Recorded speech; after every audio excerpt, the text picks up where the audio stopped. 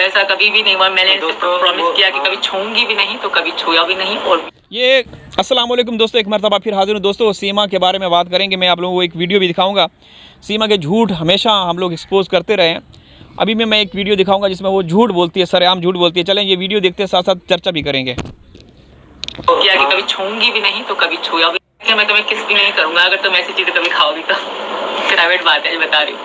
तो ऐसा कभी भी नहीं हुआ। मैंने प्रॉमिस किया कि कभी छूऊंगी भी नहीं, तो कभी छुआ भी नहीं। और ये मांस मीट के बारे में, गोश्त के बारे में बोल रही है कि मैंने कभी जब सचिन ने मेरे से रब्ता किया था और उन्होंने बताया कि हिंदू सनातन धर्म के अंदर मांस मीट को छूना तक भी वो नहीं, अलाउ नहीं है, तो मैंने छोड़ दिया।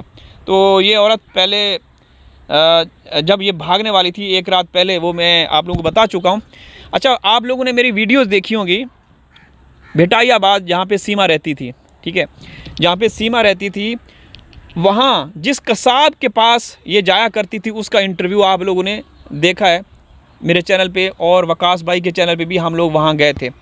जब शहनाज पब्लिक स्कूल जहाँ पे इनके बच्चे पढ़ते थे, हैदर भाई के, तो उनके जो प्रिंसिपल साहब थे उनसे इंटरव्यू लिया था। तो तब वो कसाब को भी दिखाया था, उस कसाई को भी दिखाया था। तो उसने कहा कि ये औरत 2-2 किलो गोश्त लेकर जाती थी। 2-2 किलो। एक औरत है, 4 छोटे छोटे मासूम बच्चे, ज़ाहिर सी बात है वो तो इतना नहीं खाते होंगे, लेकिन ये इतनी दीवानी थी मांस मीट की, इतनी दीवानी थी। उस कसाब ने कहा था, वो वीडियो मेरे चैनल पे मौजूद है, उसने कहा कि ये औरत उधार लेकर जाती थी, कहती थी कि मेरे पति सऊदी अरब में हैं, वो भेज देंगे। तो 10-10, 15-15 किलो गोश्त हो जाता था। फिर कभी कभार मुझे पैसे देती थी, कभी कहती थी कि कुछ अभी दे रही हूँ, कभी कुछ बाद में दूंगी। तो इस तरह ये करती थी। और साथ में उसने ये भी कहा था कि ये नलियाँ, जो गोश्त है वो अलग अलग से, नलियाँ अलग से डलवाती थी।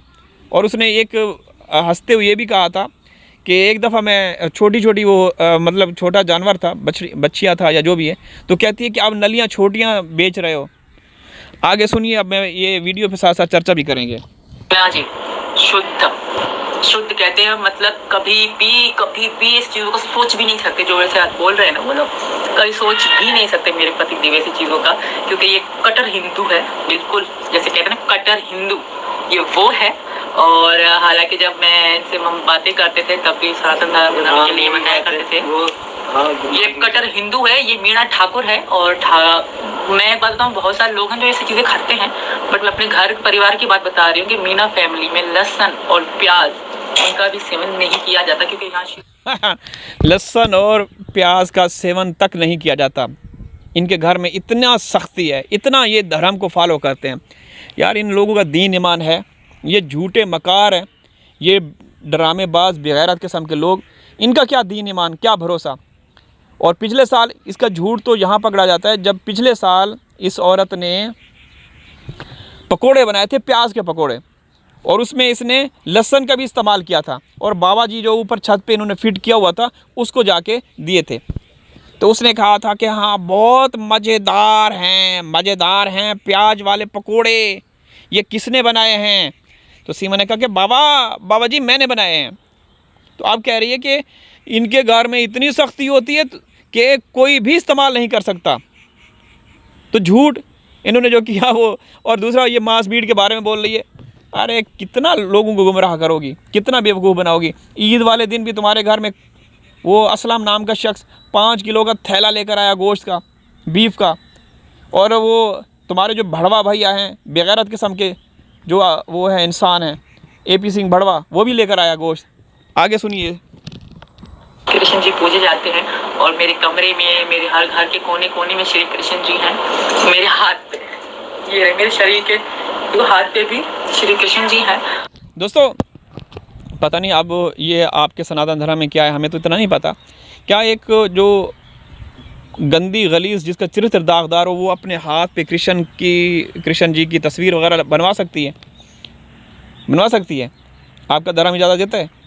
और एक ऐसी औरत जो कि आपके देश में इलीगल तरीके से घुसी, 15 अगस्त को वो तिरंगे वाली साड़ी पहन के जश्न मना रही है, तो क्या ये भी आपका संविधान इजाज़त देता है कि जो औरत किसी दूसरे देश की हो और आई भी गैर कानूनी रूप से हो, तो वो ये सारी चीज़ें कर सकती है? चीज़ों का, जो पाप जिंदगी में, देखो कोई भी परफेक्ट पैदा नहीं होता, इंसान से मिस्टेक होती रहती है। इंसान से मिस्टेक्स होती रहती हैं। जो तूने मिस्टेक्स किया ना वो कभी भी माफ़ नहीं हो सकती, वो माफ़ नहीं हो सकती, वो माफ़ी के काबिल नहीं है। यकीन करें दोस्तों, इस औरत ने अपने माँ बाप के ऊपर इल्ज़ामात लगाए, वो आप लोगों ने देखी होंगे। वो जो गधे के कान वाला है, मनोज मस्ताना नाम का एक एंकर है, वो सुअर की औलाद, उसने इससे कई दफ़ा सवाल पूछे तो इसने कहा कि मेरे माँ बाप भी इस तरीके से ये करते थे, वो करते थे, ठीक है। फिर इसने अपनी बहन भाइयों पे इल्ज़ाम लगाया, अपने पति पे इल्ज़ाम लगाया, पाकिस्तानियों के बारे में वो तो करती रहती है लोगों को खुश करने के लिए। वहाँ कुछ लोग हैं जो पाकिस्तान से नफ़रत करते हैं। तो ये इंसान से गलतियाँ होती हैं, लेकिन जो इसने गलती की है वो कभी भी काबिल कबूल नहीं है, वो माफ़ी के काबिल है ही नहीं। तो मैं सनातन धर्म में जैसे आई हूँ, सनातन धर्म को जैसे मैंने स्वीकार किया, मैंने हर चीज़ से कहते ना त्याग दिया, सब कुछ त्याग दिया। अब जो है मेरे लिए सनातन धर्म में, जो सनातन धर्म में रूल है मेरे लिए वही सब कुछ है, मैं उन्हीं को फॉलो करूँगी, क्योंकि अब मैं सनातन हूँ, एक हिंदू हूँ। मेरी मांग में दूर है, माथे पे बिंदी है, माथे पे बिंदी है, गले में मंगलसूत्र है। तू कुछ भी कर ले, कुछ भी तू कर ले, तू कभी भी अच्छी इंसान नहीं बन सकती, ना तू सनातनी बन सकती है। ये सिर्फ ढोंग ड्रामा है, ये दिखावा है जो तू कर रही है। हाथों में चूड़ी है, पैरों में बिछुआ है। तो एक हिंदू जो शादीशुदा महिला है उनकी चीज़ें होती हैं। और रही बात शादियों से पशुपतिनाथ की, तो पशुपतिनाथ मंदिर में जो सुकून और शांति थी ना, मैं नहीं कहती कभी। हाँ, ये आप बताएगी औरत मंदिरों के बारे में और जो हिंदू सनातन धर्म की मतलब होली प्लेसेस हैं उनके बारे में, जो खुद जिसका ना दीन ना ईमान, जो जिसका चरित्र दागदार, जो झूठी मकार, जो इसने कई बार अपने हिंदुस्तान में रहते हुए सनातन धर्म की तौहीन की, वो अब बता रही, वो बयान दे रही है। जिसने इस्लाम की तो तौहीन करती रहती है, वो तो इसको कहा जाता है, स्क्रिप्ट लिख के दिया जाता है, ठीक है। लेकिन इसने सनातन धर्म की भाई कई दफ़ा तौहीन की। अभी इसने AP सिंह को भगवान और पता नहीं क्या बोला कि ये देवता है, कृष्ण जी है ये, वो मेरे भैया, अगर वो ना होते तो पता नहीं क्या हो जाता। तो ये इस तरह की वो करती रहती है, सिर्फ़ और सिर्फ चापलूसियाँ खुशामद करने के लिए, ताकि जगह बनी रहे। और लोग भी इसको कुछ लोग जो इसके साथ जुड़े हुए हैं वो स्क्रिप्ट लिख के देते हैं कि तुमने ये करना है, वो करना है, तो ये करती रहती है, ठीक है।